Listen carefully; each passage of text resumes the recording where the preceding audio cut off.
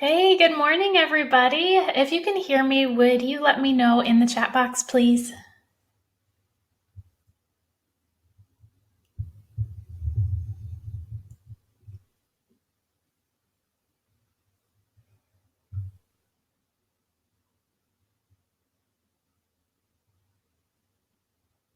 Okay, awesome. Looks like we're good to go. All right, welcome. I am happy you're here. We have a few minutes before we get going. So, as always, I would love for you to share where in the world you are, what grade maybe you're going to be teaching next year, and then also if you're on summer break, if you're in this part of the world, or if you're going to be on summer break soon, what your plans are, if you're doing anything fun. Hey, Carrie. Hey, Lauren. Good morning. Good morning, Francis. Hi, Stephanie, Mary. Ileana, welcome. Araceli in Texas. Awesome. Welcome, Araceli. Shannon in sweltering Tucson, Arizona. Welcome, Shannon. Patty, and also another Texas teacher. Welcome, Patty. Welcome, Jamie, also in Arizona. Michelle, welcome. Sarah, Tracy, Carol, Kimberly, Janet, Nancy in my state. Nancy's in Memphis. Welcome. Ooh, it's going so fast. Amy from the DR. Welcome, Amy. Mackenzie. Hey, Steph. Oops, it's scrolling so fast. Summer break. Woo! Amber and Maryville, welcome. Laura, Allison, Finn. 2 sons are getting married this summer. That's so exciting, Laura. You must be so busy, though. Tara, welcome. Christine, Rosalinda, welcome. Hey, Donna, Illinois teacher. Corey, also an Illinois teacher in Chicago, welcome. I know I'm missing a lot of you. There's a lot of people in here already. That's exciting. Amy, welcome. Elena, welcome. Janet, Carmen. Hey, Alyssa, Rwani, Amy, Alicia, welcome. Brittany says, I'm on my phone right now. Would I be able to view from my computer after it starts?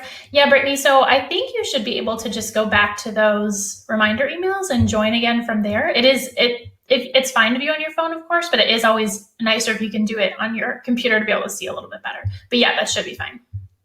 Hey, Adrian. Oh, Adrian just went to the Outer Banks. I love the Outer Banks. We went a couple of years ago, and it is so beautiful there. Hey, Liz in New Orleans, welcome. Hey, Alyssa in Miami, doing an Orlando mid-vacay. Awesome, sounds fun. Carmen, good morning from Maui. Carmen's going to SDE in Vegas. Awesome. Maui sounds like summer vacation all year long. Francis, hey, Francis. Colleen in Iowa, welcome.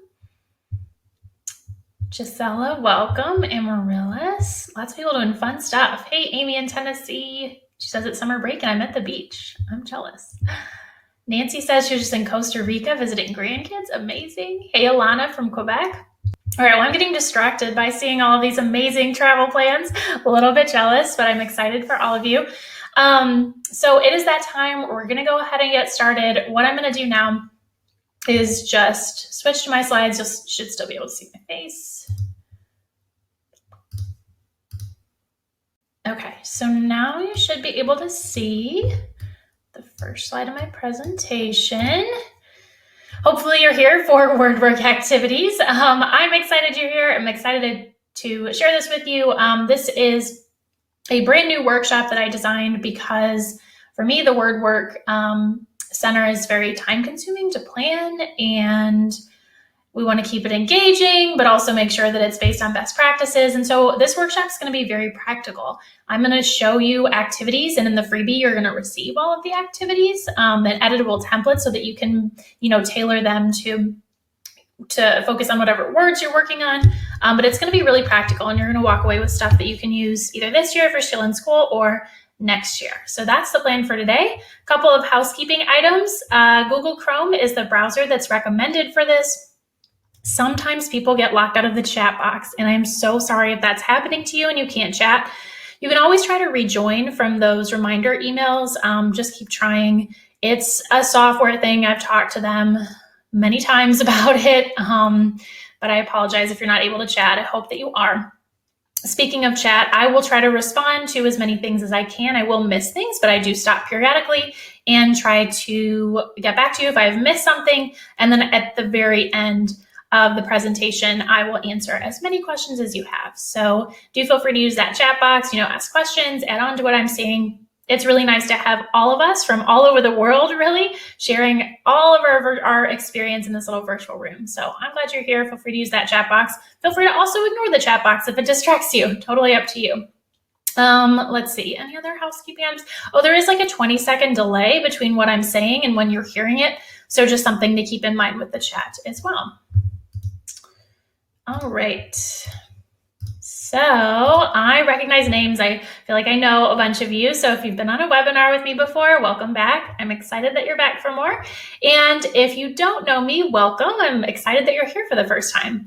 My name is Allison, and I'm a reading specialist. I work part-time in my reading specialist job and spend the rest of my time doing webinars and working with teachers.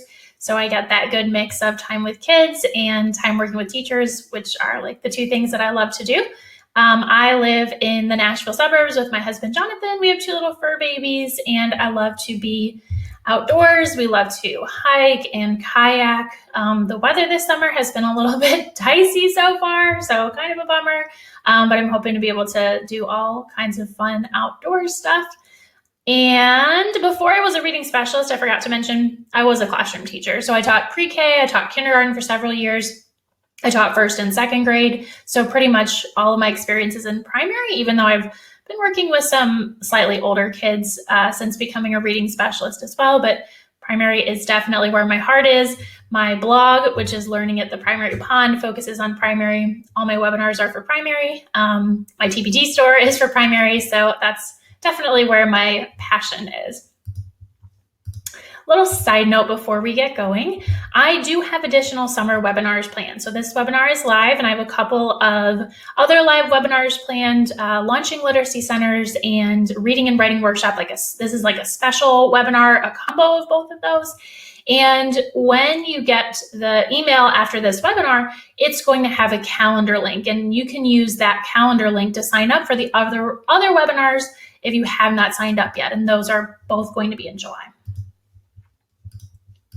Okay, so here's our agenda for today. It's really pretty simple. We're going to start just by talking briefly about some goals for the Word Work Center, like what should be going on in the Word Work Center, how do we follow best practices with what we're choosing for our kids to work on in the Word Work Center, and then we're going to dive right into the activities. And like I said before, I have 10 Word Work activities that I've used with my own students.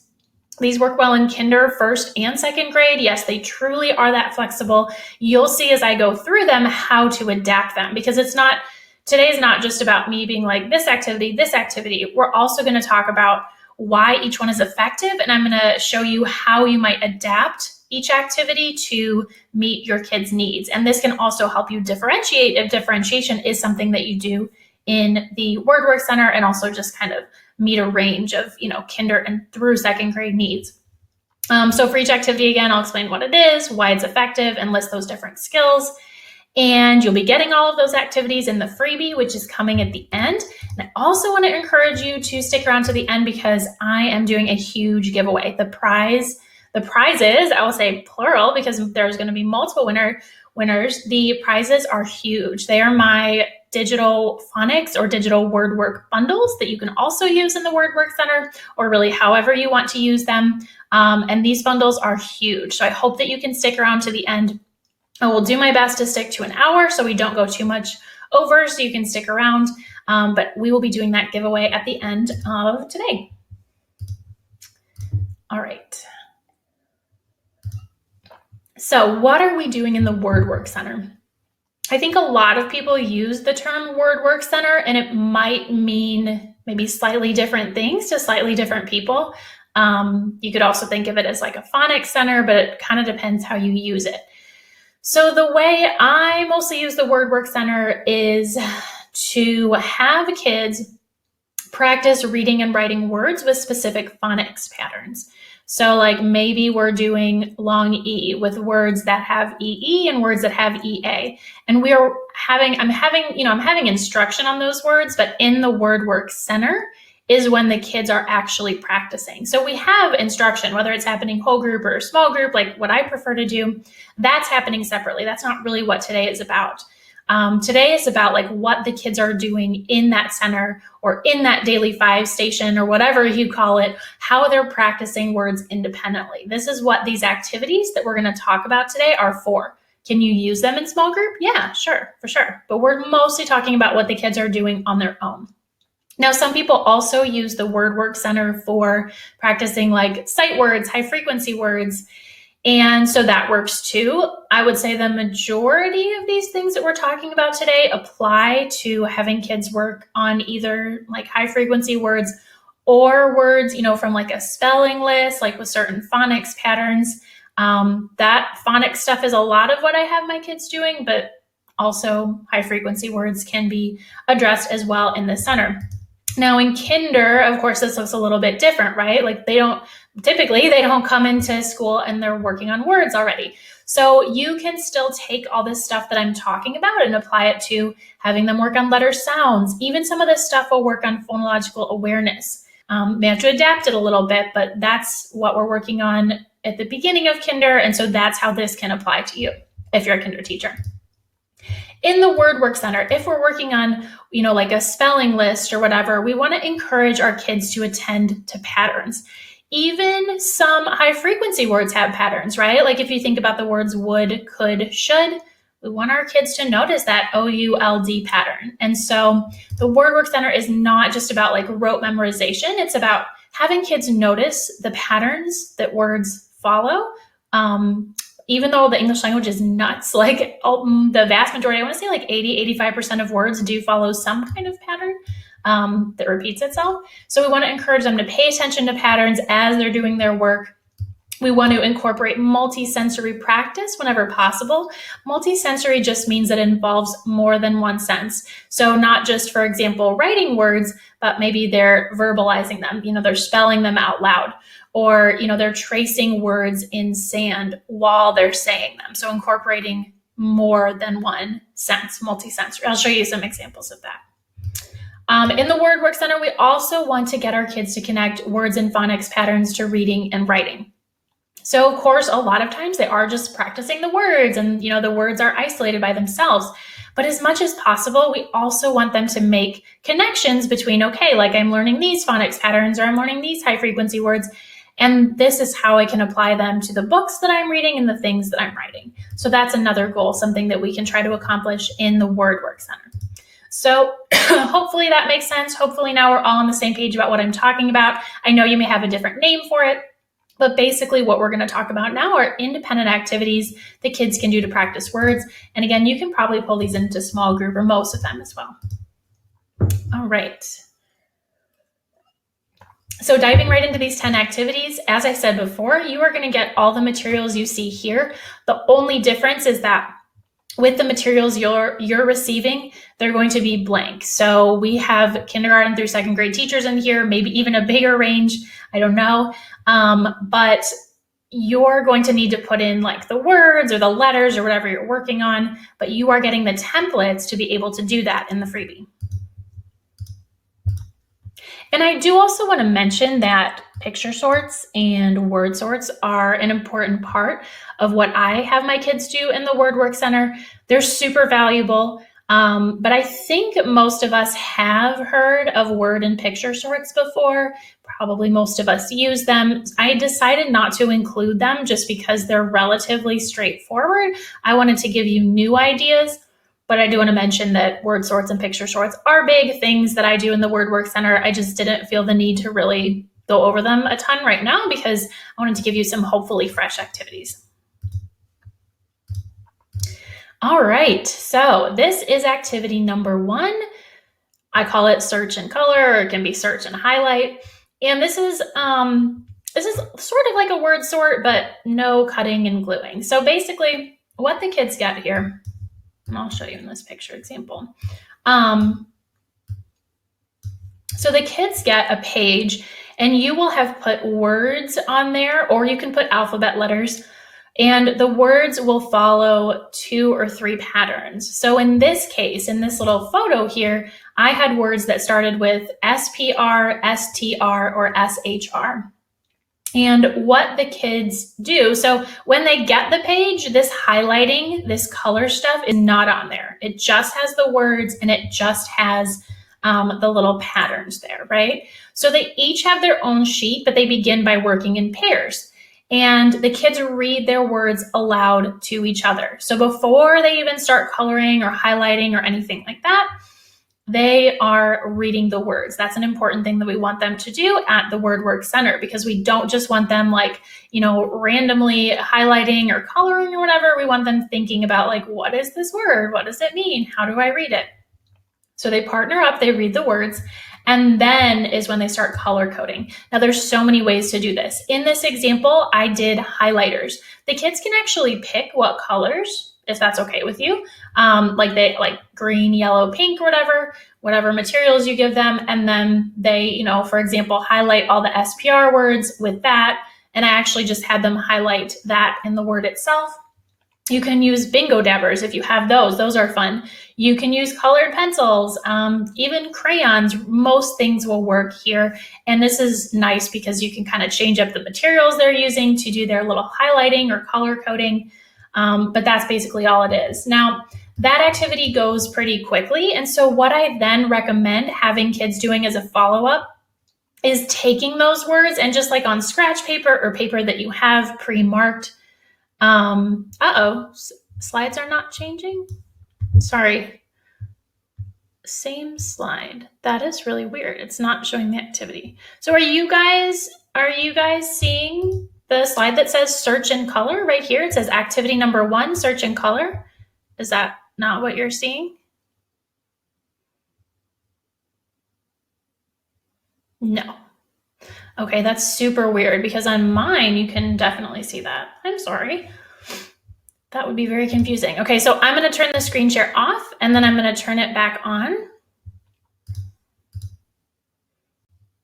Okay, now it's showing. Okay, good. Sorry about that. Okay, I'm kind of going to re-explain this again. Sorry to be repetitive. I just noticed that people were saying that the slides were not showing, but it looks like now we're good. Okay, good. So I'm going to re-explain this just because I imagine it would be a little bit confusing if you weren't able to see what I was talking about. Sorry. Okay, so this page that they get, now that you can see it, will have words on it that you choose. You can also do alphabet letters, and it'll have 3 patterns. But what it won't have is the color highlighting. And so as I was saying, you start the activity. Every child has their own sheet. They read all these words to a partner because you want to make sure that they can actually read the words. And then they start color coding. So as you can now see, there's a highlighting here. I have green, yellow, and pink. You can use bingo dabbers, markers, colored pencils, highlighters, like whatever you want really works. And the kids highlight a word based on the pattern that they see. So when they get it, it's just the words, it's just the patterns. They have to read the words and then they color code it. And the color coding itself does not take a ton of time. So what you can do is you can give the kids like another sheet of paper and have it maybe pre-marked into like a T-chart if there's 2 patterns or like 3 columns here. And on that T-chart or little thing, you can have them write the words. So like they would put as a column SPR, and then they would take all the SPR words, which these just happen to be all 3 in a column, but they wouldn't ordinarily be in a column. And they copy them over. And then they take all the STR words and they copy them over. So again, this is getting them to think about patterns as they're copying. This is a good extension activity because the color coding itself does not take up a ton of time. Okay, so this activity is effective. Did the slide switch this time? You should see a slide that says why it's effective. Let me make sure that you can see that before I just keep going. But I guess you can at least listen even if you can't see it. We're seeing yes. Okay, good. So this is effective because it encourages kids to notice patterns in words, which makes them more likely to remember the words, because our brain, and I was actually talking about this in a Facebook Live the other day, our brain is wired to look for patterns. So from the beginning of our lives, when we're little babies, our brain is looking for patterns to apply to other things. I told this story the other day. My goddaughter, Addie, my best friend's daughter, when she was little, well, she is still little, she's only 3, but when she was a baby, she learned the word dog because they have a dog at home. Dog is what she called it. She came to my house and we have cats, and so she was calling our cats dog. Her brain was applying a pattern. She wasn't like, oh, I have no idea what this thing is. She assumed it was a dog because it had a tail. It was a little animal. It was furry. Her brain was taking that pattern and applying it. So anyway, the purpose of that story is just to illustrate that our brains are wired to notice patterns, to like try to apply patterns, even sometimes when it's not accurate, but we got to capitalize upon our brain's natural predisposition to do that by encouraging our kids to notice patterns in words. And that is exactly what this activity is all about. The other reason why it's effective is because the partner component, where the kids are reading the words to each other, requires them to actually read the words. If you do word sorts, give me a yes or a me if you can relate to your kids just like sorting the words, but then they're not actually reading them. Let me know if that happens to you. That has happened many times to me. And the way that I get around this is some partner accountability by having the kids read the words to each other. They just know that's what they have to do before they get going. Yes, all the time. Yes, for sure. So that little partner component can really be applied to most activities in the Word Work Center, but it's definitely a part of this Search and Color one. Okay, now you should see, hopefully, I'm like paranoid about this. I've never had the slides not change before. Now you should see a slide that says skills to use it with. So you can literally use this activity with anything. I've done it with all grade levels. You can do alphabet letters. Like you can take where they've got these words here, and you can put alphabet letters instead. And maybe, you have like the letters, similar letters, like it could be P, lowercase p, D, Q, B, something like that. And the kids have to color code the letters, right? Pretty simple.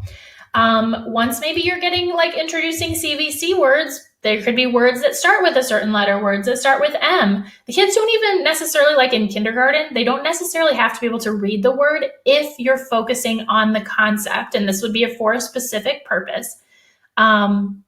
If you're focusing on the concept of like first letter in the word. So let's say that, your kids know the letters like M, L, and R, and you have different words in there. In that case, the kids wouldn't have to be able to read the words. They would just have to notice like, oh, this word starts with M, if you're working on that specific concept. Hopefully I'm making sense. Another thing you can do, and this is more like phonological awareness or syllable awareness, is have kids color code things by the number of syllables. How many syllables it has. Does it have 1 syllable, 2 syllables, 3 syllables? Or even the type of syllables. If you teach syllable types, well, this one has an R-controlled syllable. This one has a vowel team syllable, right? Again, the possibilities are really endless. You could use specific vowels, words that have these vowels, words that have R-controlled vowels. You could do AR, ER, IR, and they search for words with each of those patterns. You could have like every word on the page is spelled with long A, but maybe it's AY. Or just the letter A, or it's AI, and they color code accordingly. You could do diphthongs, you could do word families, you do hard and soft G or C, and words with inflectional endings, even prefixes or suffixes. So that's why I say this is so flexible and can be used like kindergarten, and it can be as, you could even do this with third graders. I think I have done it with third graders with something like prefixes and suffixes. So very, very flexible. You are getting this template, so you can adjust it and make it whatever you need. All right, so now you should hopefully be able to see the slide that says activity number 2, trace and match. And again, if you are trying to chat and it's not working, I apologize. It is a software issue. I can still see on my end, like I'm not looking right now, but I can still see who's here. So no worries about like the freebie or the giveaway or anything. I can see in my system who has shown up. So if you can't chat, don't stress about it. I apologize, but don't worry about it. All right, so trace and match. For this activity, this is something that you would generally do if you're having kids study words with certain patterns. Like in this example photo, we were doing, words that were, I think it was like IR, it might have been IR ER, UR, or it could have been like AR, IR, ER, OR, UR, like all of the R controlled vowels. I don't remember exactly what it was, but in this example, we had phonics patterns like what I just said, AR, IR, ER, OR, UR. And then we would have words, and the words may or may not have the phonics pattern in them. So some of them had IR, some of them had AR, some of them had OR, some of them didn't have that. And so the purpose of this activity is to get the kids practicing like those little word parts and then also matching them to real words.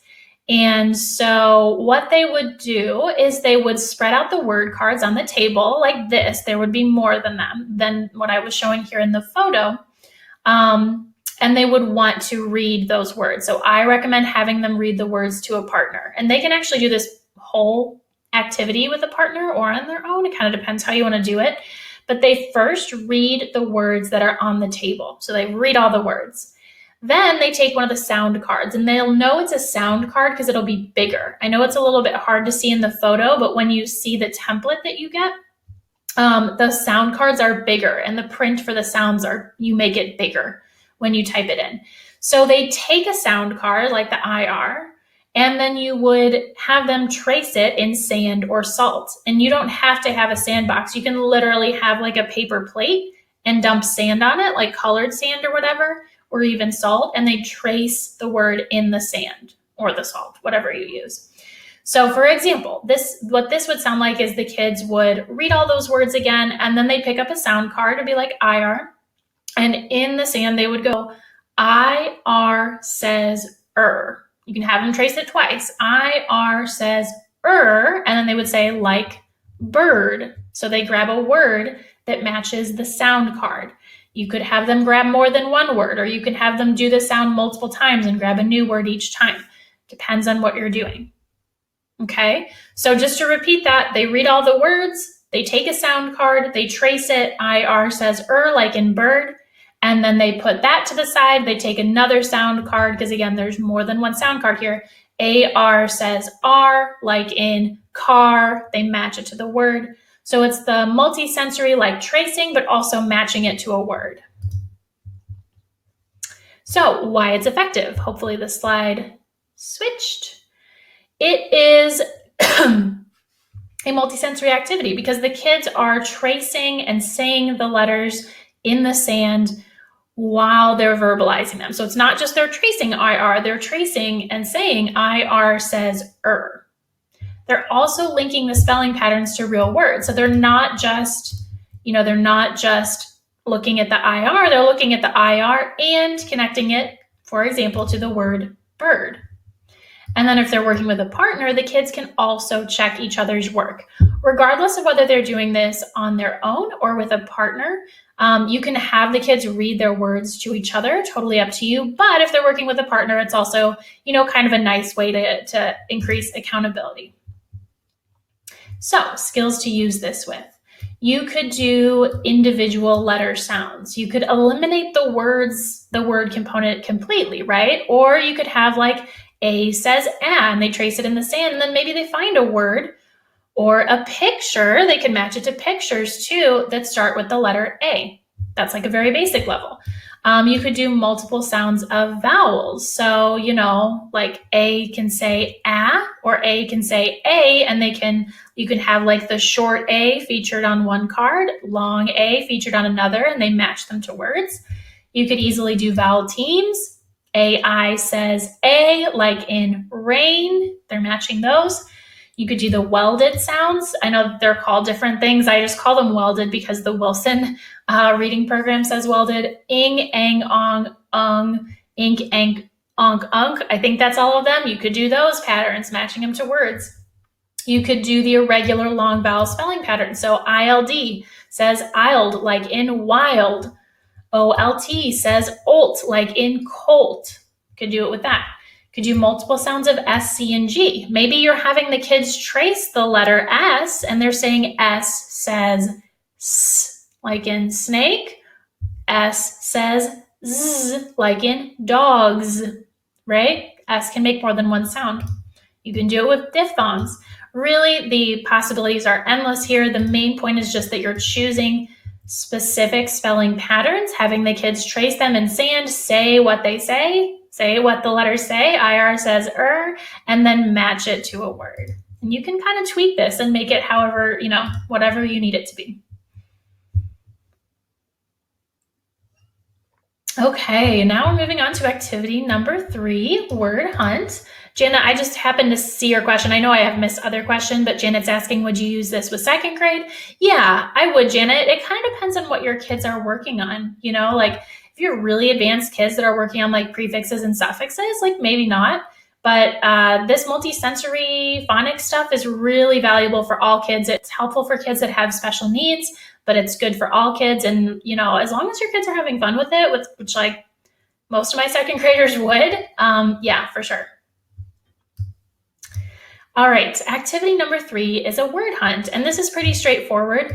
Basically, you're going to get in your freebie a template for making this word hunt, and you can choose whatever the kids are searching for. So this one, the example says words that have SH, like shell, and then they look for words like that in the books that they're reading. So you specify the letter or the sound or the spelling patterns, and the kids just use the books in their book bags or their book bins or whatever. I don't have them go to the library because that seems too, haphazard. Just have them use the books that they're reading. And another benefit of that is that they're actually seeing like, oh, these words that I've been studying, they're actually in the books that I'm reading. When they do this, they can work alone or with a partner. I would say like my preference is to have them work alone. They each have their own book bags. But once they're done, or once they've got like 5 words or whatever, they can read the words to their partner, assuming that they know how to read them. So again, this encourages kids to notice patterns in words. It's just so exciting for them to see. Like I know that this is pretty like a pretty simple thing to do, and it's easy to prep, which is nice. But like when kids are experiencing for the first time, like, oh my gosh, like this word has the CH in it. Like it really can be exciting for them. And they're making those connections between this is what we're learning in phonics, and like this is the word, these are the words in the books that they're reading. You can also have them do this with their writing. It's a little bit harder to do with their writing, and I prefer reading, but it's also good to make those connections there. So the skills that you can use it with are really kind of endless here too. Even at the kindergarten level, they can't read the words. Okay, fine, but they can look for words that start with the letter M, because for some kids, even the concept of just like this word, the first letter in this word is M, like that's not something they get yet. You can also do like words that end with a certain letter, or words that just have a certain letter in it. Very simple, but fun for the kids. You can use it with vowels, like words that have this certain vowel sound. So maybe you say like the long E, and it's that open-ended, and they're really having to pay attention to those words and find long E words. Or maybe you give them like the EA pattern and they look for those. This is also an interesting way for kids to discover exceptions, right? Like EA usually says E, but what about the word bread? Like that's an interesting way for them to discover that if they happen to see it in their book. R-controlled vowels, you can do it with diphthongs, the gliding vowels.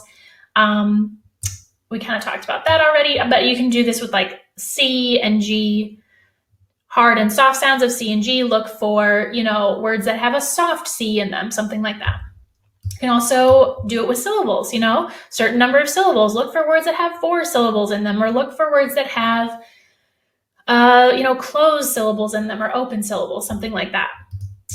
Word families you can do too, words in this word family. And sometimes it's fun to give them more than one word family, like look for these 2. I wouldn't give them too many because it can become overwhelming. Words with inflectional endings, and then prefixes and suffixes as your kids kind of get up there in difficulty. All right, so moving on to activity number 4 is make a word. And this one is also super, super flexible.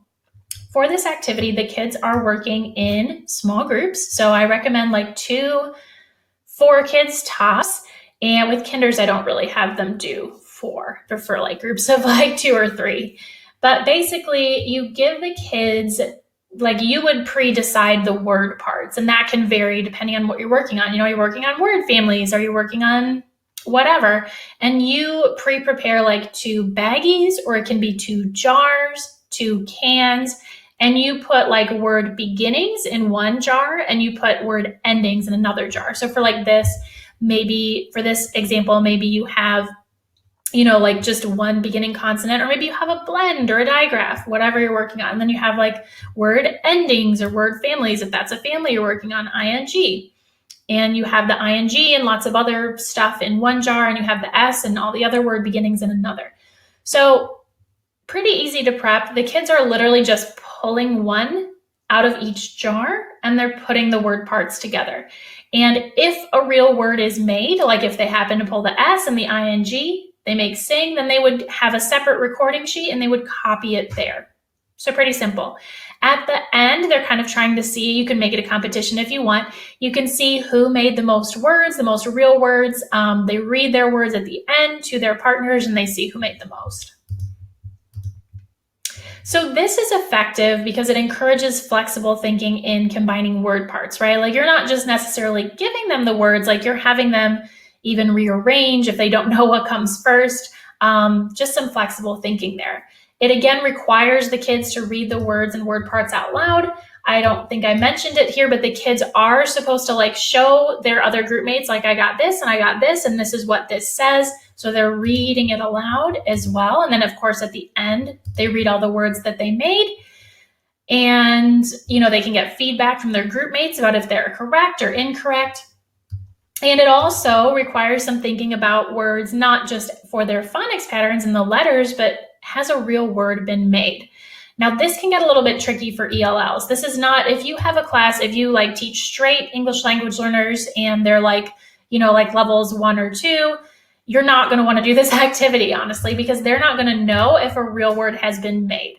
If you have some English language learners who will need some support, like definitely just pair them up with a student who's going to be able to help them determine if a real word was made or not. But if you've worked with ELLs, you'll know that sometimes they know if it's a real word and sometimes they just don't, because that's where they are in their learning. So you just wanted to make that little note about that. But that is this activity, and you can pretty much do it with all kinds of word families, like separating the onset and rhyme, at. You can do it with short vowels, long vowels. You can throw digraphs and blends in there. You can even do prefixes or suffixes, right? Like for prefixes, or you could actually do both too. If you have like the word, I'm not gonna be able to think of a good example, but for some words, you take the base word and you add a prefix and a suffix, like unhelpful, right? One can would be prefixes like one can would be base words like help, and suffixes like full. That's a little bit trickier to do. But if you just have like one with prefixes and one with suffixes and the kids put them together, that's a great way to do it too. You can also do multisyllabic words. So maybe you just have different syllables in 2 or 3 cans and they're trying to pair syllables together, not necessarily like word families, but different syllables. So that's an option as well. I don't know if I mentioned this, but the kids, unless you happen to have like a ton of word parts in the jars, the kids should put the word parts back in the jar. So it's not like they're like taking them out. You can have them take them out if you have like plenty of words or whatever, but usually I have my kids put the word parts back in the jar. So basically they pull out of the jars, they read them. If a real word is made, they copy it on their recording sheet. And then they put them back in the jars, and then they take turns like that. Okay. Oh, so I just saw out of the corner of my eye, somebody was mentioning compound words. Yes, compound words are awesome for that. Thanks so much for adding those ideas. Compound words would be perfect for this. Okay, activity number 5 is rainbow write and sort. So what you do is the kids work, they can always read it. They can always read to a partner first if you want to have them do that, like that's fine. And sometimes that actually does work better in terms of just timing for when the center is over.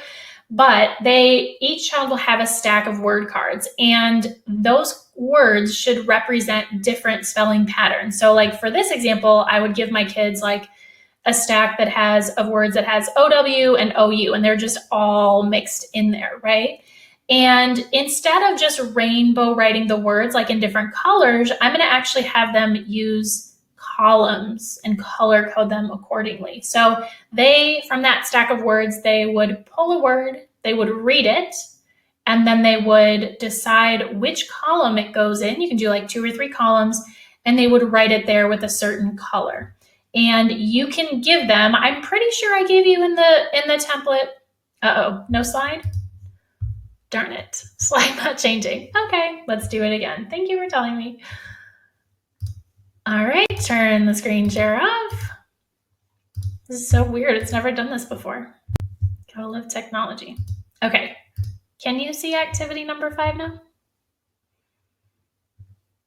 Amber said salt is good. I used salt last year, but some may try to eat it. Yes, I usually use sand.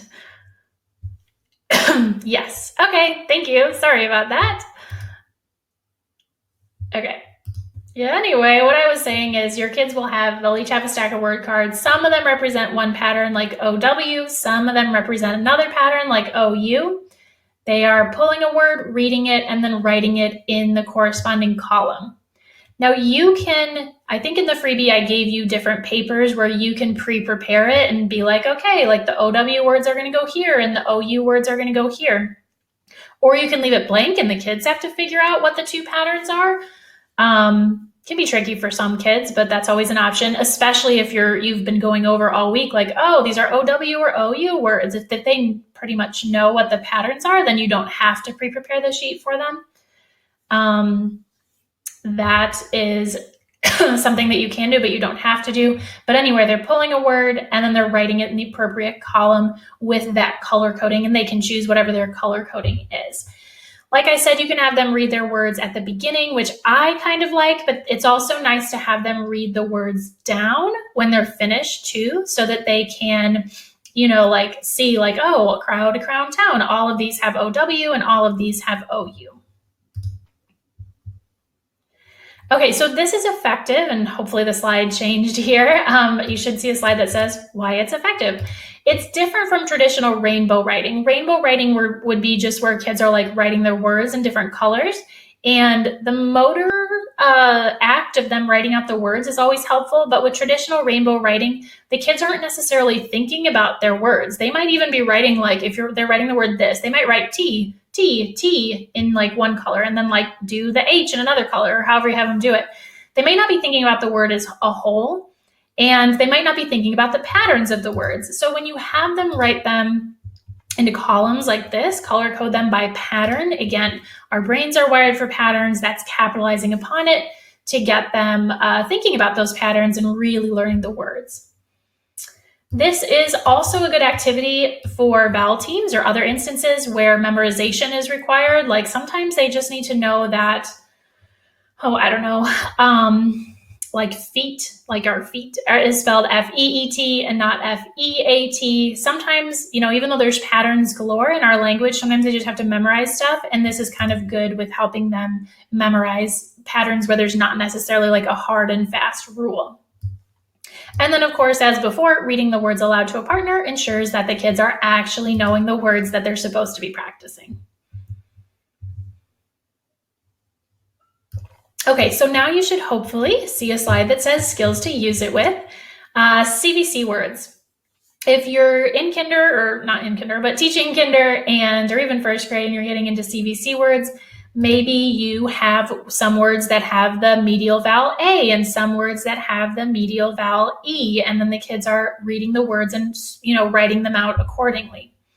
Maybe you have word families, some with at, some with an. You can do long vowel word families, so many different kinds of word families. You can do vowel teams, diphthongs like I showed you, inflectional endings, ing, ed, where the kids are writing them down. It could be like words that end with plurals that ends with s, plurals that end with es. And then you could also have different sounds of a specific spelling pattern too. So it doesn't necessarily have to be that the actual letters are different, right? We all know that the ed can say id, d, or t, right? At the end of a word. I walked, I I don't know what, I can't think of another example, but you know what I mean. ED says different things at the end of a word. And so what you could do in that example is like have ED that says t, ED that says d, ED that says id. And they're, they all have ED, but they're spelling them out by the sounds that ED makes. So that's another example. Okay, I want to stop for like half a second because I know I've missed questions and I'm sorry about that. The chat is scrolling very quickly. If I can pick off a question to answer real quick, I will. Otherwise, I will keep going, try to keep us on time, and then I'll answer more questions at the end. Okay, so Deanna says, how long do you do one of these activities for your students? Okay, so Deanna, I'm not sure. I think what you're asking is like maybe how many times you repeat it or whatever. So it really depends. Like the actual WordWorks Center itself only lasts about like 12 to 15 minutes, the way I do it. And kids can do an activity more than once. Now, sometimes they get bored, right? So maybe like if you want them to do this more than once, maybe one time you give them the headings, OW and OU, and one time you don't. And then I have to, they have to figure out like whatever, like what the patterns are. Typically I will only have, and it really depends on the thing. Like this, I'll only have them do it once and then maybe we'll do it again later with different words. This can be really open-ended because they can make so many different words, so that I might leave it in there for like a week. A word hunt, probably for one pattern, we just have them do it one time, but it's not like we do it only one time during the year. We will, do it once, but then we'll come back to it a couple of weeks later. So after you teach these activities, don't feel like they can only do it once and then they're done forever. Like bring it back, hey, do you remember when we did this? You were so good at this. You have all of these in your rotation and you can bring them out multiple times throughout the year. Okay, I know I've spotted some really good questions, but I want to try to keep us on track because we've got that giveaway, pointing to my watch, but I'm pointing to my wrist, but I have no watch.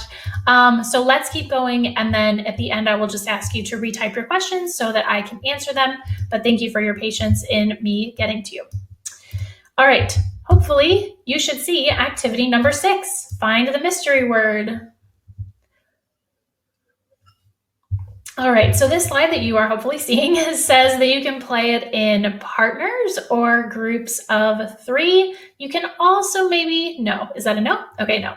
All right, let's turn it off and we will turn it back on again.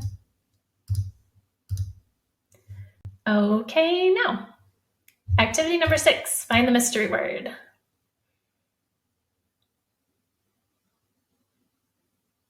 We good? Yes. Okay, cool. All right, so this game you can play in partners, groups of 3, maybe groups of 4 if your kids can get along well. This is something like with all of these activities, of course, we need to model them repeatedly, and small group is a really great time to do that. But especially with this requires a lot of modeling. This is not something that you can introduce one day usually and have the kids get it and be able to do it on their own because it's a little bit more complicated. Or not complicated, but it takes more thinking.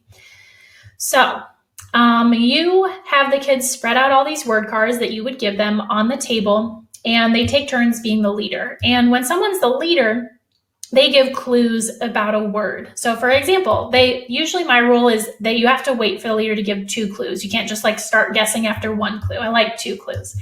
So the leader might say the mystery word has the long O sound, and they wouldn't guess yet, but then they'd say the mystery word rhymes with nose, and then they would hopefully get that the mystery word is rose.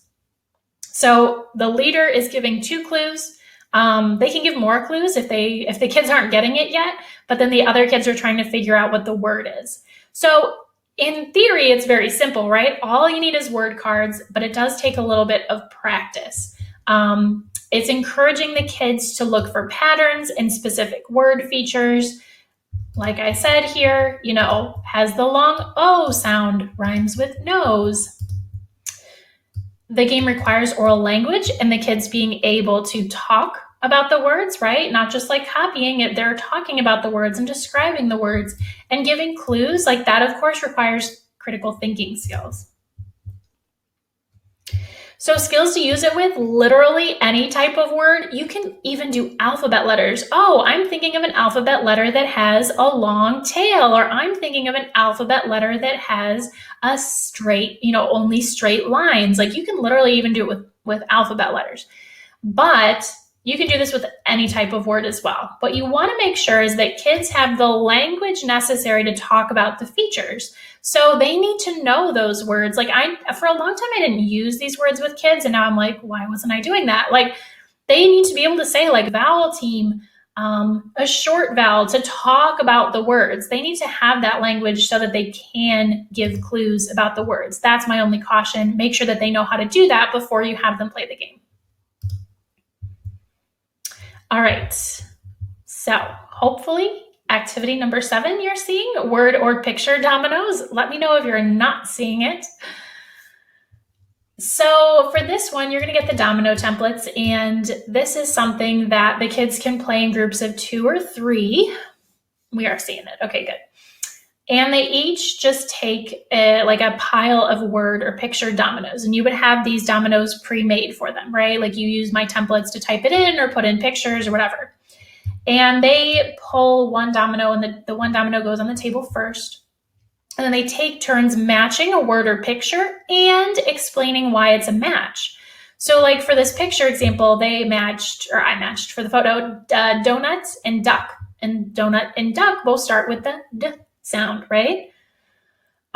With this other picture, this is a more complicated version. It's probably very small for you on your screen, but it says undo and untie. These were matched because they have the same prefix. So you can make this as hard or as easy as you need it to. When they make a match, they have to say, oh, I'm putting these together because, so again, this is another good one for oral language. And then the first player to get rid of all of his or her dominoes is the winner if you want to make it a game that has a winner. So again, it's encouraging kids to notice similarities between words. Can be phonological too. It doesn't have to be just spelling patterns.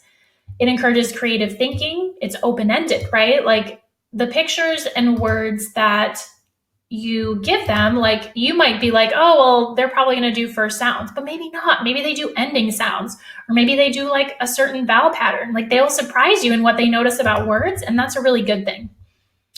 Again, this requires oral language and discussions of sounds and spelling patterns. The skills that you can use it with, pretty much anything. And the kids are ultimately the ones deciding how the words are related, but you can model for them. So you can model, oh, well, these two match because they have the first sounds. These two match because they have the same last sounds. These two rhyme. However you want to do it. You can model, first, last, or middle sound in a CVC word. Both short or long vowels. Oh, well, this has the long E sound and this has a long A sound, but those are both long vowels. You can model all this stuff to get them thinking. Maybe they have the same inflectional ending or the same number of syllables. They have an R-controlled vowel. You can give them some guidance like, oh, I want you to think about this, or you can just have it be open-ended, and you will, I'm always surprised by what they come up with. Okay, moving right along, activity number 8. Hopefully you can see the slide. This one says, read, cover, make, check, write. Read, cover, make, check, write. So for this activity, students are working individually. I like to have them read their words to each other before we're not seeing the slide? No, not yet. I want to make sure we can see the slide before I launch into this. Okay, people are saying yes, we can see the slide, yes. Okay, looks like yes for most people. All right, so they have their stacks of words. Again, I always recommend having them read to a partner before they start, but then they work individually. So they have their word cards, and this is good for high frequency words. And what they do, it's all like written out on here. I'm like pointing, you can't see my finger. It's all written out, the process for them. It's all on this template that you get. They turn over one word. This is after they've read it to a partner. They read it. They make it with like magnetic letters or any other little letter tiles, anything you have. Even if you don't have that, like print out paper letters on squares. They make the word. They check it.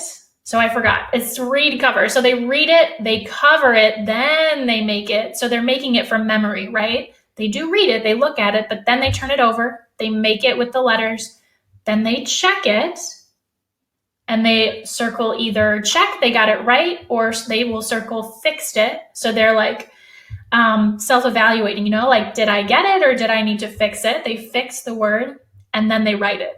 So hopefully that's not too confusing. I promise the template does explain, it like shows you everything. But just to repeat, they turn over a word card, they read it, they cover it, they make it from memory with the letters, they check it. So did they get it? Yes. Or did they have to fix it? And then they write it. So by the time they're writing it, they know that the word is correct, because what I want them to do is not copy the word incorrectly, right? So that's why I have them check it and then write it. And again, the template walks them through. It shows them with pictures. Read it, cover it, make it, check it, write it. It requires the kids to engage with words more than once, and that's really effective and helpful. And with the writing, that helps imprint it in the kids' minds a little bit more. Like, making it is awesome too, but that really helps imprint it in their minds. And like I said before, they should be writing it correctly because they've checked their work from that little word. And skills to use it with. I like this for high frequency words. Really, any words work, but I will say the templates that I'm giving you, just because a piece of paper is only so big, it limits the length of the words only because of the building part, right? And somewhat of the writing part too. If you wanted, you could always make your own mat that was a lot bigger, because the template size does limit it a little bit. All right, I'm going to keep moving. I know I'm missing questions, and I promise I will come back to these. I just want to make sure that we are trying to stay on time for the giveaway. So activity number 9 is read and go. And for this activity, kids are going to work in a small group, 2 to 4 kids. You're going to give them a can or baggie of words, okay, that you pre-select. And then you're going to put these, I did flowers just because it's like a flower garden of words because they're going on the floor. You put these little mats, these sheets of paper that you prepare, on the floor. I like to use cardstock. You could laminate them or put them in a page protector too. They're not supposed to be stepping on them, but it happens. So you have the words, you have the mats on the floor, maybe words that end with ing, words that end with ed, and those are all on the floor. And the kids have this jar of words. So they take turns and they take a word from the jar, they read it out loud to the rest of their group mates, and then they go to stand near the appropriate mat. I should have put not on. I don't have them stand on that, unless it's somehow hard or can't be messed up. I have them stand near the mat. So if they pulled the word talking, then they would go to the mat that says words that end with ing, and they would stand there with talking. And they actually put the word talking on the mat. So on the floor, you can put this on the table too if you prefer, but I like the fact that it gets them walking around a little bit. Again, they pull a word, they read it to their group mates check, then they go over the appropriate mat, they put it on there, and they stand by it. So it gets them moving a little bit. When they're done, if they've gone through all the words, they can also write out those words. So if it was words that end with ing, words that end with ed, they can take the words that they all work together on and they can write them out into columns individually as an extension activity. Hopefully that's clear. I know it's hard to visualize unless you're actually doing it, but if you can just imagine the can of words, the mats on the floor, multiple mats that each have a different word ending or word part, and the kids physically moving to put the word where it belongs, that's kind of what you can picture in your mind. So this involves movement, a little bit of active learning, which is nice. The kids, again, they're required to read the word out loud. They get, feedback from their partners, and they notice the pattern. So it's not just, oh, I'm reading the word talking. I'm reading the word talking, and I'm noticing that it has the inflectional ending ing. The other nice thing, too, about having a group is that hopefully they can check each other's work to make sure it's correct. They're reading and they're sorting. Literally so many things you can do this with. You could do it with words that start with the letter A, the letter O, the letter I. You could do short vowels in the middle of a word families, words that have these word families, pretty much everything we've talked about, even prefixes or suffixes. Words that have the prefix un, words that have the prefix re, have them do it that way. It's kind of like an active word sort in a way.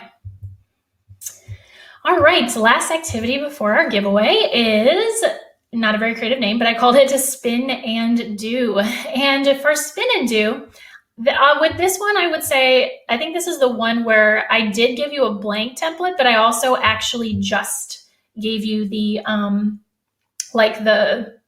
the finished one with a pirate theme if you want to use that. So you'll have that and you'll also have the blank template. But on this spinner, it has different things to do with the word. So it says like use the word in a sentence, say a word that means the opposite of that word. So an antonym, which this probably is not kindergarten, by the way. This is the one thing that I would say I do not do in kindergarten. Explain what the word means, say a word that means the same thing. So a synonym, so just like different things they're doing with the word. So not very kinder friendly, probably more like late first and up. But I wanted to include this because it goes beyond just practicing the word and it goes into vocabulary practice and really thinking about the meaning of the word as well. And maybe you can take this and adapt it with the blank spinner if you're a kindergarten teacher. Maybe they just use the word in a sentence and write it or something else. You can choose what options you have. Anyway, it's very simple. They sit in a group, first player spins, they follow the directions. And so you're going to want to give them some kind of like scratch paper, recording sheet, because some of them are like just write out the word. And then this is like it has no end. I forget what the word is that I'm looking for, but play can continue indefinitely because they can reuse the words. So one time they might, pull a word and use it in a sentence, and another time they might give an antonym. So it's really kind of open-ended. I think that's the word I was looking for. Again, it incorporates vocabulary into their word study, which is important. It encourages kids to think about the words beyond just like this is how it's spelled. And it requires oral language and discussion of the words to some degree. Any words it can be used with, like right here I don't use this activity any earlier than like mid-first grade. And you can change the activities that actually go on the spinner. So I have the finished spinner, but I also have basically like a blank spinner where you can change it if you want to use it with younger kids or just change what they're doing with the words. Okay. We have only 2 minutes to an hour, so I am going to skip questions. I know I have not been answering a lot of questions, but I promise after do the giveaway, we will do that. But I want to respect your time and get into our giveaway. So we have gone through all of those 10 word work activities. Again, in just a second here, you're going to be getting the blank templates. You're going to have to fill in the words or whatever you're working on, but you will have the templates to do that. In the freebie, you're going to see that the freebie is a PDF, and obviously that PDF is not going to be editable. But on page 7 of the freebie, it's going to say like, click here to get the editable version. So in that PDF, of course, if you wanted to just print it off and like write it in, that's fine. But if you want to type it in, on page 7 of the freebie, you're going to see the editable PowerPoint version. So we talked about all those activities, why they were effective, list different skills. Hopefully you were able to picture like not only how you would do it with one skill, but how you would do it with multiple skills. So now it is giveaway time. All right, so as I said, you're getting the templates. You're still going to need to put in your own words or pictures and all of that good stuff. And although, I absolutely highly recommend the activities that I suggested today. Like these can take up a lot of activities from your word work throughout the year because you can revisit them too. But there's still some challenges that remain with the Word Work Center, and you probably identify with these. You probably know them well. You can differentiate, like all of this stuff I mentioned, you can absolutely use to differentiation. It does take a long time to set up, right? And the logistics of doing that. If you're using pictures, sometimes the kids don't know what they are. Like, what is this picture? There's that challenge. There's also accountability. So like, are these kids doing all these activities like they're supposed to be doing? In theory, the partner in group work helps a little bit, but not always, doesn't always work the way we want it to. Or the kids can practice incorrectly. And then the last challenge with all of this stuff is even though you have the templates, it does take a long time to prep, to put the words in, to cut it out. It's time consuming. I love the Word Work Center, but it is time consuming to prep. So the giveaway today is something that would be in addition to your Word Work Center. You could use it to have the kids practice independently, or you could have, use it for other purposes. But this bundle, or these bundles that I have for you, they solve all of these problems and they require absolutely no prep whatsoever. That's the nice part of these. So a couple of months ago, I released my digital phonics bundles for Kinder First and Second, and I have gotten such amazing feedback on them. I knew my own students loved them, but it's been great to hear how all kinds of kids and all kinds of classes have been loving them too. So I started creating these for myself about 2 years ago, just because I had a little guy who was, I will say, to say it nicely, he had a very limited attention span. I loved him, but he desperately needed phonics practice, and the stuff that I was doing with him just wasn't lasting long. He was over it really fast. So I started creating these using the Boom Learning platform, so I could have digital games for him, which he absolutely loved. And they worked so well with him and my other kids that I started creating them for other students as well. And now I have these big Kinder First and Second grade bundles.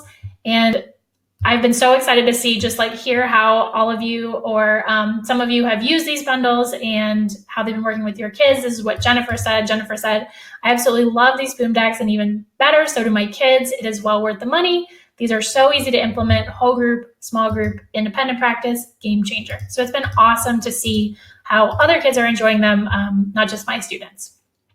So with these digital phonics bundles, you can assign different students different skills to. Is it stuck again? Oh no! Yeah, I do have a new slide. Thank you. Okay, so you should be able to see this. Okay, so you can assign different students different skills to work on, which means that you can instantly differentiate. It doesn't require, cutting out this for these kids and cutting out this for these kids. You can instantly assign different kids different skills to work on with these digital bundles. The kids also have the advantage of audio directions and support, because my students tend to forget what they're supposed to do. So in these games, the kids will click on something and they can hear me explaining what to do in the activity. They can hear me explaining, how the phonics pattern is applied. They hear me talking. It's almost like having a little teacher in their ear. The games also give them feedback so that they can practice correctly, right? It tells them if they were wrong, and then they can correct their work. As I mentioned before, they're no prep, which to me is one of the biggest advantages. They're done. I spent a year and a half or whatever working on these, but they're done. So now when I need to practice ING, I simply go to my library, I pull up ING, and it's good to go. And that's what you can do too. So you can use these games on any laptop, any computer, any Chromebook, any tablet. It's flexible. It's not like you have to download a certain app or have a certain thing. All you need is internet. So now what I'm going to do is I'm actually going to show you one of these games before we do the giveaway. So let's take a peek, and hopefully our screen share will work. Okay.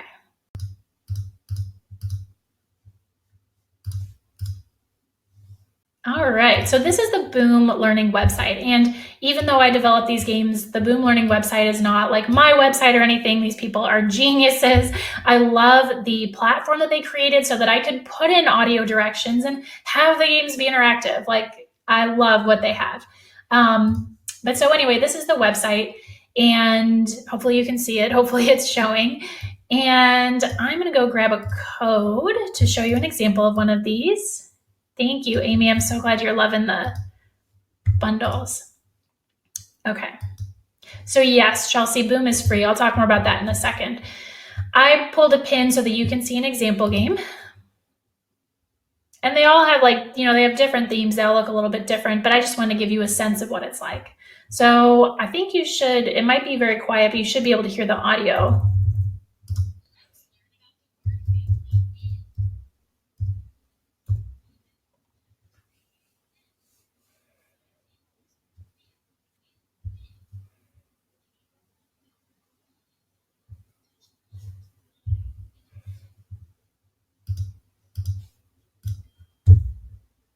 So it goes through all kinds of activities, and hopefully this is switching and you can see everything. But again, you would have audio, which picture belongs in the inward family. That's what the audio would say.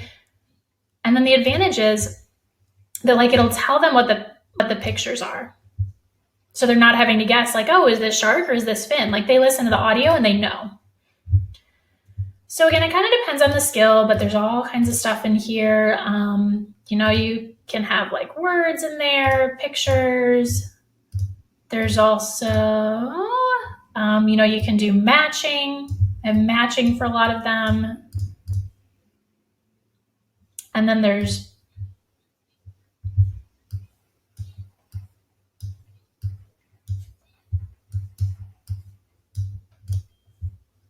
okay, so hopefully that kind of gives you a little picture of what it is like to play them.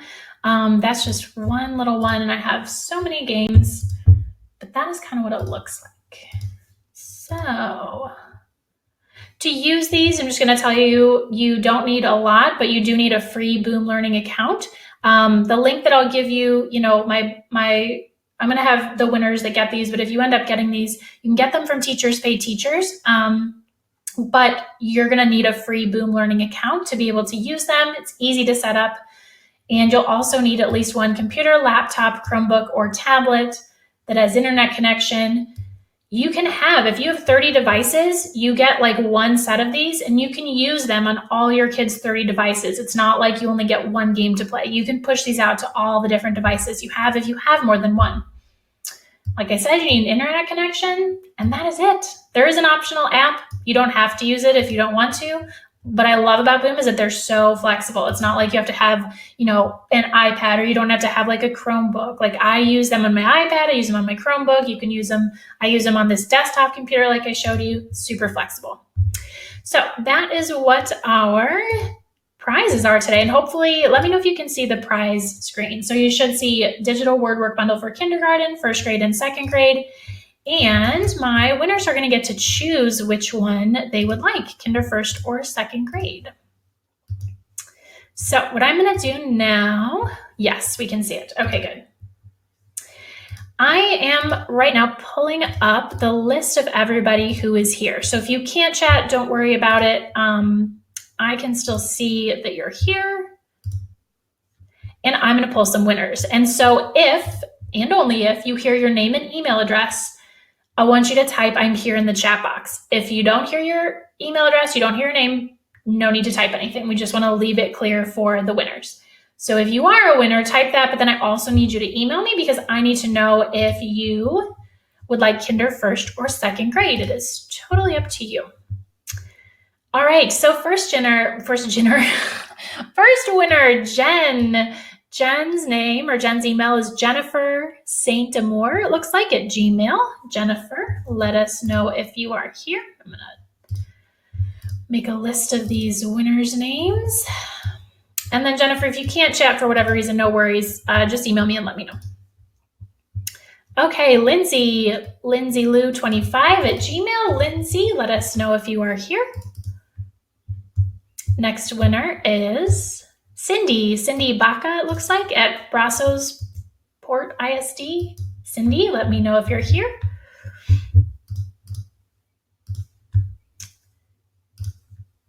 Next up is Kathy Bowen, I think, at ccs.k12.nc.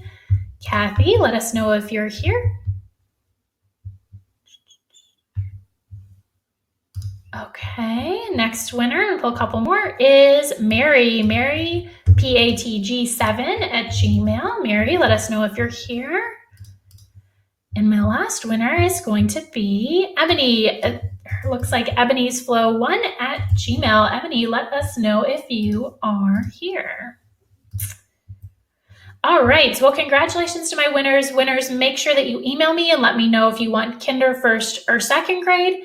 If you were not a winner and this is something that you could use in your classroom to cut down on your word work prep time, I do still have a big sale for you. Now, normally on TPT sales are like 20% or 25% when they have the big sales, but I discounted these. I went in and I discounted them to have an even greater discount through Friday. So I went in and all of the bundles, all of the big bundles, are 30% off through this Friday. So I have the kinder, I have the first, I have the second grade. If you happen to have like a big range of kiddos, a big range of needs, or that's usually what your class is like, I do have a combo bundle. That is like super on sale this week, but they're all 30% off. And this is the website you can go to, but I also will put up, hopefully you can actually see this slide. I will put this up for you that will have the link. And then let me get to your freebie. Oh, FAQs real quick before I give you the freebie. You can try out some of these games if that's something that you want to do, see how you like them. In your freebie that I'm going to give you in a second, page 2 will have links to some free decks. If you want to see what skills are included in each grade level, then if you go to the product pages for, I'm hoping you can see the FAQs and the slides are switching. If you go to the product pages for any of these, if you download the preview, that will have a complete list of all the skills and individual games. You can also, like if you just want, for example, long vowels, you can go and get those. Those are 20% off. The individual skills packs are 20% off. The big bundles are where you get the most savings because those are 30% off, but you absolutely can go and just get like a certain skill pack. You can definitely do that. If you happen to have some of my boom decks and you now want the bundle, no big deal. Get the bundle, contact TPT support, and they'll refund you the part of the bundle that you already had. Okay, now let's do the freebie. So like I said, all of those templates are in here.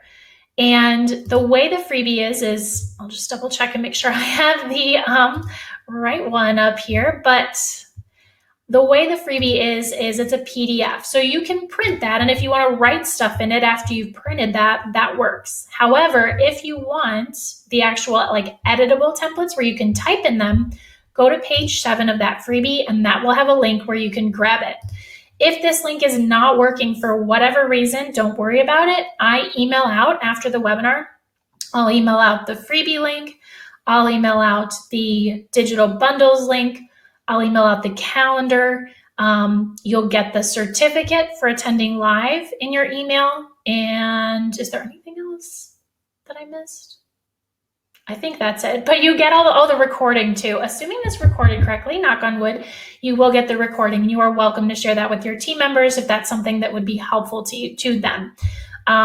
So that's what you'll be getting. If you don't get that email by like tonight, check your spam folder. If it's not in spam or it's not in the promotions tab or whatever, email me, but wait and see if it comes through because sometimes it just takes a little bit of time. And then if you don't get it by tonight or tomorrow, feel free to email me. But that will have all the links in your certificate for you. So here I typed out all the prices here, like what the kindergarten bundle is through Friday and then what it is after. So I did put all the prices here so you can kind of see what the difference is. But now if you have to leave us, I totally understand. We went a little bit over. I always tend to go a little bit over, sorry, but I would love to answer your questions. I know that I've missed some really wonderful questions just in the interest of time, but feel free to retype them. I would love to answer them. I'll put up that digital phonics bundle link in a second, but I just wanted to give people a chance to grab their freebie. If you do have to leave us, thank you for being here. I appreciate you.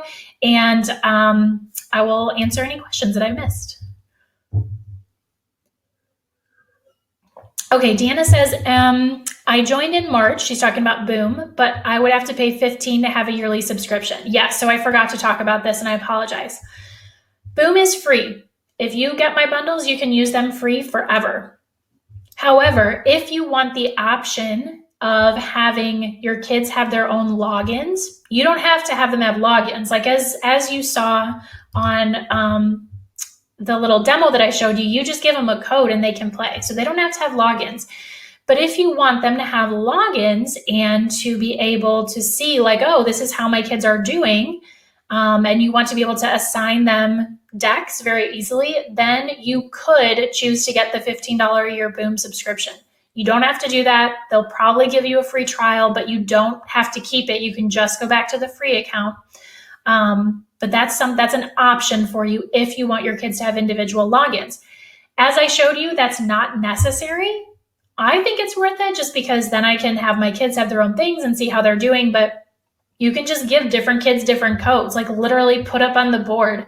The red group gets this code, they practice this skill. The green group gets this code, they practice this skill. You can do it very easily.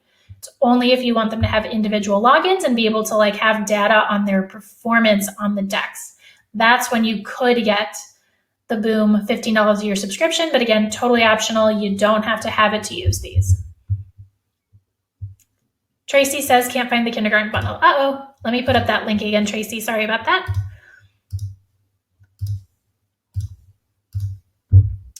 Okay, I'm just like scrolling up questions. I know I'm behind already. Maureen, you're welcome. I'm so glad this was helpful. I'm glad this was easy to follow. Awesome. Lori, you're welcome. Thank you for coming. Thanks, Monica. You too. Thank you, Karen. Elizabeth says, is my first webinar. How do I print a certificate for PD? So Elizabeth, that will, I don't think I put it on the last page in the freebie here, but that will be emailed to you. So that will get sent to your inbox. If you don't get anything by like tonight or tomorrow, feel free to let me know. Lisa says, I'm not getting the after webinars emails lately. Darn it. Okay, so Lisa, a couple of things to try. It's really not that you would be getting the before ones, but not the after ones. Lisa, go into your like contacts or whatever and add me as a contact. It's Alison, ALISON, at learningattheprimarypond.com.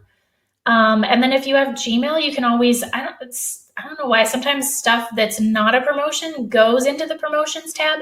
Drag my emails out of the promotions tab and into the inbox. And then Lisa, of course, if you don't get it, by tonight, just email me and I'll send you whatever you need. Elena, great question. I'm kind of losing my voice, sorry. How and when do you introduce the activities, whole group or small group? So Elena, I do a combination of both, but I do like small group. And actually, it's nice to be able to, at the end of guided reading, like you can have them practice some words, do a little word work with an activity that's then going to become a center. So I like doing it in small groups. Sometimes just for lack of time, I'll do it in whole group. But what I do is before my kids go into centers every day, I leave a little bit of time. So it's like 5-10 minutes. And what I don't do is I don't say, here's how you play it. Now it's in a center. Like I don't do that because I used to do that and it didn't really work that well. My kids just wouldn't know what to do. So what I do now is I do, plan on like playing the game a couple of times, like maybe during small groups, maybe during whole group. And then I remind them like, hey, remember this game? We played it right before centers and I put it in the center. So that's how I do it. Rebecca says, when I click on the editable version, she was brought to Google Slides and it says view only. So Rebecca, with the editable version, let me just pull it up real quick so I can look at it and make sure I have it set up to be the right thing.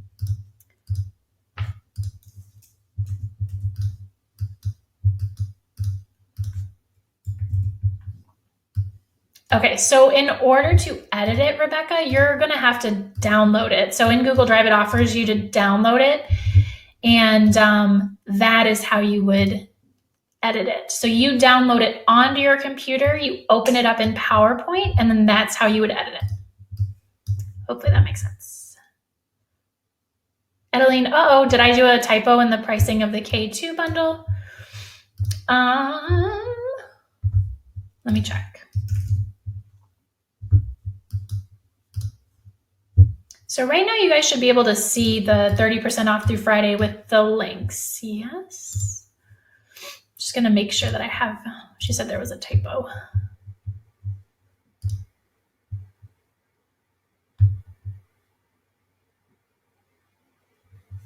No, it looks okay. Adeline, let me know where you're seeing it if I maybe did a typo somewhere else. Rhonda says, are these bundles in Boom or TPT? So Rhonda, you can get them directly on Boom.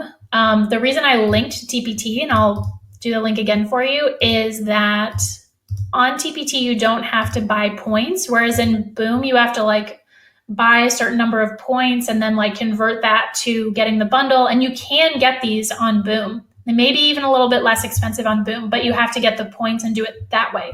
Or they're probably like comparable, I would say. But with Boom, you have to buy the points. With TPT, that's where the 30% off is, and you can get them there. That's the link that I was giving. And Marissa, I don't have a first and second grade bundle. I just have the combo. So you can get kinder, first, second, or the big combo. Thank you, Angela. Rosalinda, the certificate will be emailed to you, yes. Betty says, is each set of your Boom decks always in the same order, or do the questions appear randomly each time a child does it? So good question. Betty, a lot of them are in a certain order because at the beginning of a deck, I introduce the skill many times. Like if you saw in that example, let's talk about the in-word family. And so I want the kids to hear that first. In some of the decks where it's just like mixed practice, the order does get changed up because it really doesn't matter what they see first, but it just depends on the deck. Jenna, to sign up for a Boom account, so you can go to boomlearning.com and get signed up with that. Or if you get one of these, you just click the link and it'll like prompt you to sign up for one. Thank you, Gisela. I'm so glad this was helpful. Hey, Evelyn, I already put the freebie link up if you didn't grab it, but I will email it out too, so no worries. Melissa says, what are your thoughts on a classroom sound wall versus word wall? That's a good question. I would say I've been doing I feel, so now that I'm a reading specialist, all my kids are doing different things and I really don't have to do this.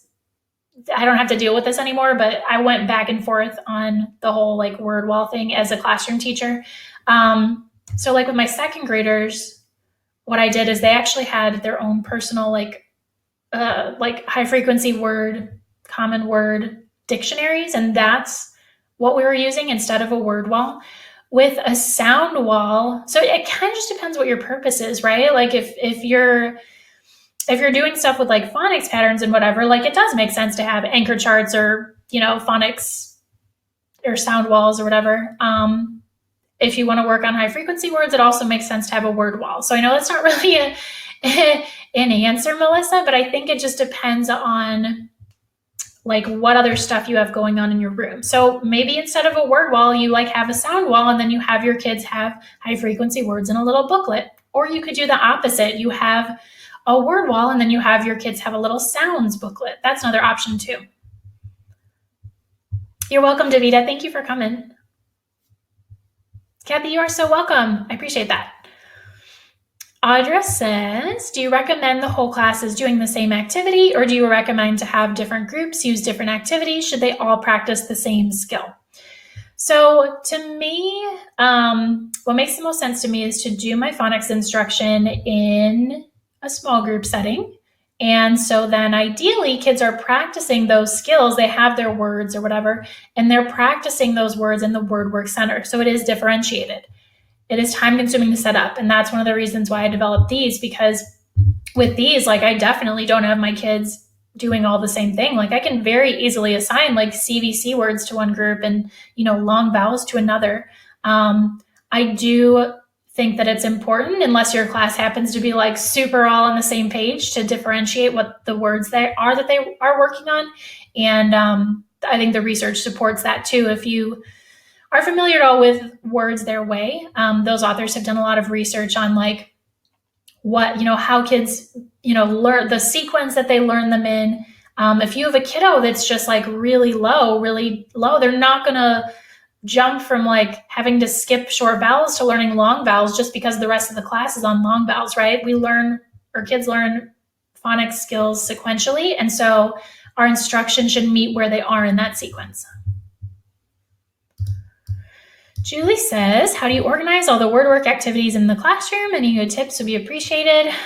So Julie, I don't know if you mean like, I keep a list of them. I also have binders tubs, and I will find this blog post. I hope that I'm getting at what you're, asking, but I want to drop this little link in there, just a blog post that shows how I organize my literacy center materials. That might be helpful. So for Julie or anybody else, in the chat, I'm going to put a link to a post that explains how I organize like word work materials and literacy centers. It's very simple. It's not fancy. It's not like the most beautiful thing ever, but it works for me. And Elizabeth, yes, I do have a specific area in my classroom where kids do these word work activities.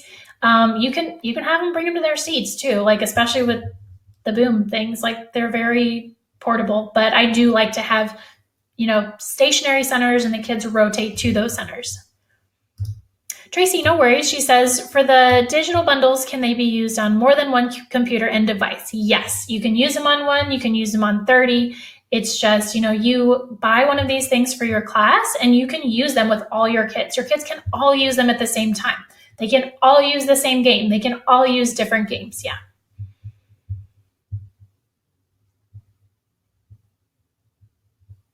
Rachel says, Allison, your link that shows the bundles has the wrong price for the K2, but when it goes to TPT, the price was different. Okay, shoot.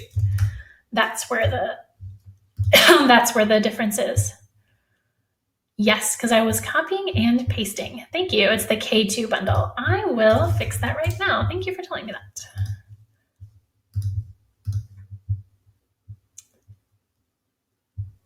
I think I've talked about the freebie being editable, Laura. I think I'm like behind on the chat, but let me know if you're still confused about what to do. And thank you guys for telling me where the mistake was. I think I was just copying and pasting too quickly.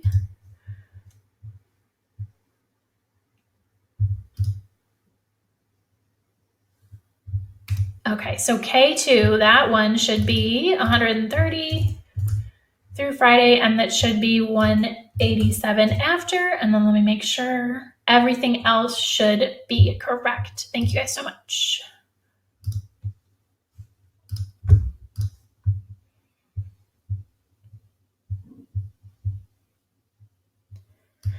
Angela says, are there Boom instructions if you purchase the bundle? I have not used Boom as of yet. Yes, absolutely, Angela. So if you get the bundle or even any of the components, the first page is just telling you, like, I just really spell out, like, this is what you do. And it's literally as easy as, like, clicking a link. And if you don't have an account yet, it'll just say, hey, like, do you want to sign up for your free Boom Learning account? And that's how you do it. But it really is pretty simple. Okay, so Michaela was asking, how do we get a pin for Boom? So Michaela, if you end up getting one of these bundles, what I was showing you guys earlier is how you get those pins for your kids. So what you do is, if you've got these cards, you go into, why am I not signed in? You go to your library. And this is after you have the cards in there. If you have no cards in there, then you're not going to have any library to go to. But after you have your cards and you've added them to your library, there's a little blue button that says Action. And you click that for whatever deck you want to play. And then it says Fast Pin, Generate New Pin. So that's all you do. You go to, after you've got your cards in there, you go to the library, go to Action, click Fast Pin. And that's how I got that little pin that I used. Brittany, I'm so glad it was helpful. Thank you for coming. Thanks, Lori. I appreciate that. You're super sweet. Yes, Emily, if the freebie link missed you, don't worry. That's coming via email to you. If you don't get it by like tonight and it's not in your spam or promotions, definitely email me and I'll give you all those links. So for the editing thing, so here are the steps to get the editable version of the freebie. So you got the freebie link, that's a PDF, and you go to page 7, and where it says click here, you go to the page. And there's a little button, or there should be, hopefully at the top, and it says download. So then you download that, and it goes onto your computer, and it's best if you're doing this on like a laptop or a desktop computer. And then you open that file, and that file is a PowerPoint. You're not going to be able to actually edit it in Google, I don't think, although you might be able to if you make a copy of it. But that PowerPoint file is what you're going to be able to edit, the thing that you download. So hopefully that makes sense. If you like open it in with Google Slides or whatever, I don't know about the formatting. I don't know if the formatting might be messed up, but you would have to make a copy file, make a copy to be able to edit it in Google Slides, I think. Mezzy Rose says, I bought the kindergarten bundle. Thank you so much, Allison, for the wonderful ideas. Awesome. Thank you. Karen says, do these activities go along with your Lit Center word work activities? I have the Lit Centers bundle. Yeah, so Karen, I use these in combination, right? Like the Literacy Center word work activities that you have are flexible and can go with any words. And so I don't want to have them doing like always digital stuff. So I'll, rotate these in and out. The nice thing with these is compared to like, and Karen, I don't know if do you teach first or second or kinder, but with some of the word activities in my Literacy Center bundles, you're still typing in the words, whereas these are done for you. So they make a nice, like when you don't have time to prep or you just want to give them something different, these are done. So they do go together nicely with that. Yeah. You're so welcome, Carrie. Yes, Wilson. Woohoo. KB says, did you have a webinar about how to get centers up and running at the beginning of the year? I do, and that is happening in July. And I'll put the link for all my summer webinars up here in a sec. But I will also, that calendar is getting emailed to you as well. So what I'm going to type now in the chat is the link to my other summer webinars, the live ones that I'm doing, so you can click and register for whichever ones you are interested in. Rhonda says, what is the bundle called on TPT? Don't think I'm seeing it. So Rhonda, if you go to bit.ly/digital phonics, you can just go there more easily probably. But I think, so it's like kindergarten phonics year-long digital bundle, first grade phonics year-long digital bundle. That's what they're called in there.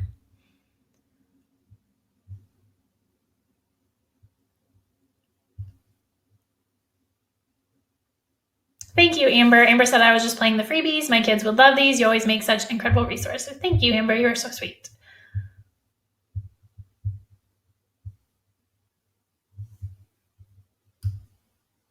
Okay, so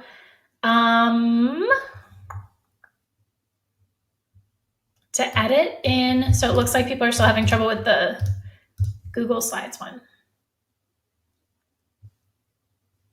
So let me test this out.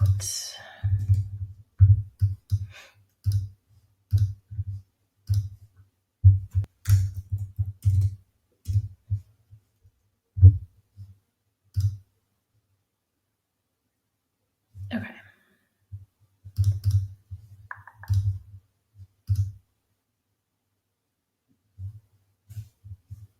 So if you are opening this in Google Slides, what you want to do is click File, and then you want to click Make a Copy. And that copy, you should be able to edit. I'm just like testing this out in a different account to make sure that you can edit it. Yes. Okay. So just to repeat that, if you want to use this in Google Slides, you're going to need to click Open in Google Slides, but then you're going to need to click File, and you're going to need to click Make a Copy. File, make a copy, and that version you're going to be able to edit, or you can download it, up to you. Jade, I think there should be a little X so you can click out of that.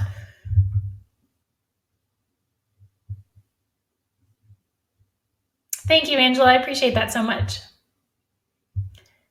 Summer, yes. So I do have on my blog how to conduct or organize centers. I have like a really long explanation of it. I also have a free webinar that it's a recording, but you can sign up for it anytime, and you're welcome to email me and I'll send you that link if you need that. But here I'm going to put in the chat the blog post for like how I do my centers. I have done them, I will say I've done them different ways, but this is mostly what seems to work best for me.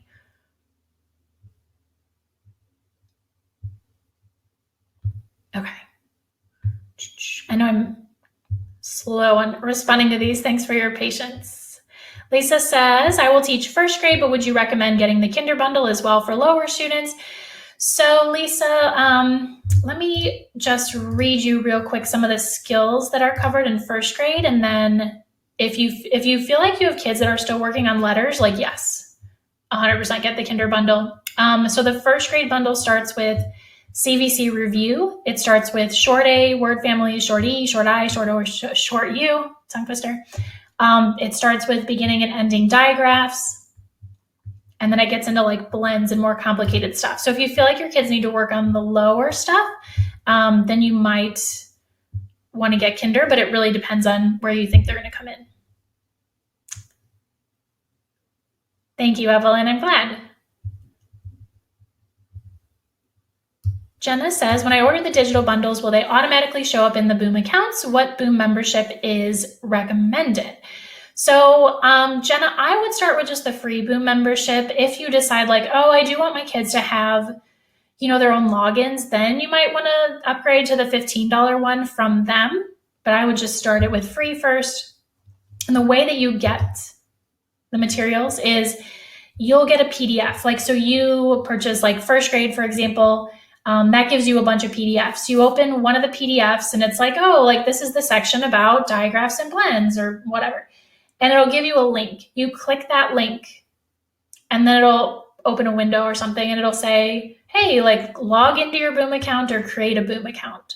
So if you have a Boom account, that's when you log in and that's how you add it to your library. So you would just click those links. The bundle is made up of different components, like, for example, Kinder, like letter sounds, CVC words, short vowels.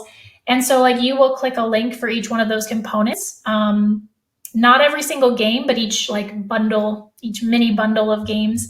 And that's how it gets added to your Boom library.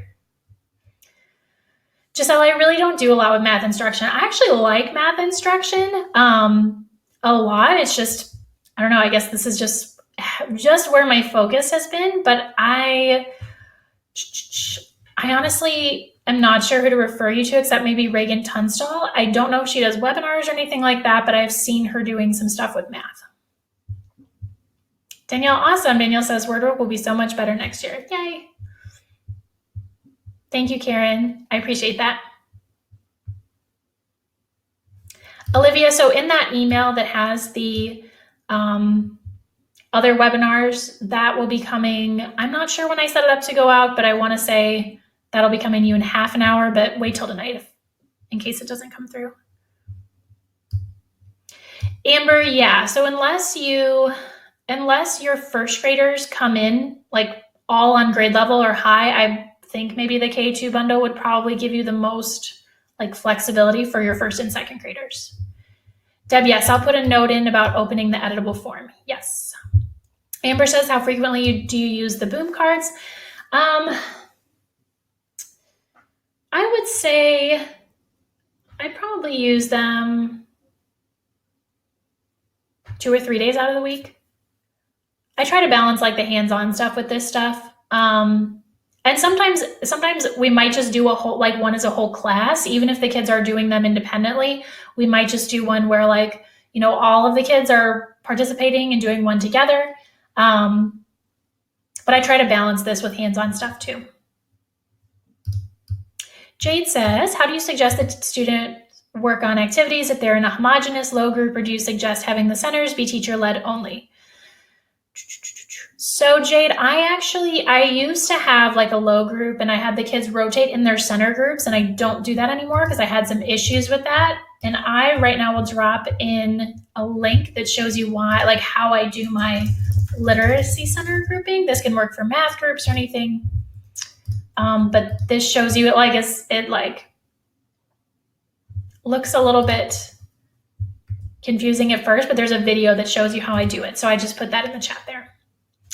Activity 8 is missing the editable version. What was activity 8? Activity 8 does not have an editable version because there's not really anything that you type in. With activity 8, you would put the words that the kids are practicing on cards. So that's why it doesn't have an editable version. Yes, I'm still here. Are we able to see how well the students have done on a game, digital phonics games? You are, if you have the upgraded Boom account where you, I think it's like 15 a year or something, you can have the kids have logins, and that's how you would see how they do. Again, you can still use this stuff without getting that upgraded account, totally up to you. But if you want to be able to have that data, then yes, I would look at that upgraded account from Boom, and you would just go to boomlearning.com. Cindy says, I'm a member of your KLC for kindergarten. I do have a kindergarten literacy club, totally separate thing, just for my kindergarten teachers. And yes, I don't think I've said this yet, but I do have a first and second grade literacy club in the works. So if you have no idea what I'm talking about, don't worry about it. But it's basically just a group. So I have my kindergarten group, and I have a professional development little session for them every month. They get centers and guided reading books and activities every month. It's just something so that you have support and materials on an ongoing basis versus just a one-off kind of thing. There's a lot of people on these webinars, but our webinars for the KLC are a lot smaller. But anyway, I haven't announced this yet, but yes, actually, I'm working on a first and second grade club. Unfortunately, it won't be ready until January because it just takes a lot of time to get together. But in January, I will be opening up my first and second grade literacy club, assuming all goes smoothly. I will reopen my kindergarten literacy club in August for new members, but I do want to be able to serve all you first and second grade teachers as well. So that will be coming in January. It just takes me a little bit of time to get together.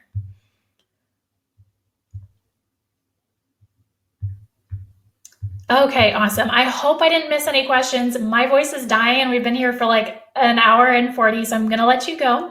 I will make sure that the email has as much detail and information that we talked about here and some of these questions. Thank you for asking questions. Thanks for hanging out with me for so long. If you don't get that email by tonight or tomorrow, definitely feel free to email me, and you can just get to me by replying back to those reminder emails. Even though they're automatic, it'll still get to my inbox, and then I can answer you then. Diane, I will absolutely email everybody in January to let you know about the first grade literacy club. I'm super excited about that.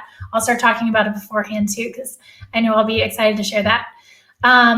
So yeah, thank you for being here. I hope this was helpful. You should get the freebie certificate, everything else in your email. If you don't by tonight, let me know. Otherwise, I hope you have a wonderful rest of your day and a wonderful rest of your week.